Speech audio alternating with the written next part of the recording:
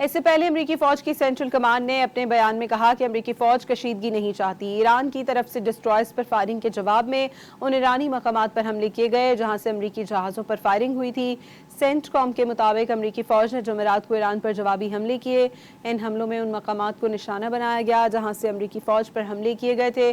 X پر جاری بیان میں سینٹ کام نے دعویٰ کیا کہ امریکی فوج نے تمام خطرات کو ختم کیا اور ایرانی فوجی تنصیبات کو نشانہ بنایا جس میں میزائل اور drone launching sites, command and control sites اور انٹیلیجنس نگرانی اور جاسوسی آلات شامل ہیں۔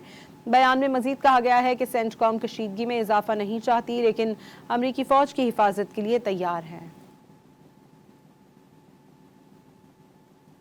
اس سے پہلے امریکی فوج کی سینٹرل کمانڈ نے اپنے بیان میں کہا کہ امریکی فوج کشیدگی نہیں چاہتی۔ ایران کی طرف سے ڈسٹرائرز پر فائرنگ کے جواب میں ان ایرانی مقامات پر حملے کیے گئے جہاں سے امریکی جہازوں پر فائرنگ ہوئی تھی۔ سینٹ کام کے مطابق امریکی فوج نے جمعرات کو ایران پر جوابی حملے کیے۔ ان حملوں میں ان مقامات کو نشانہ بنایا گیا جہاں سے امریکی فوج پر حملے کیے گئے تھے۔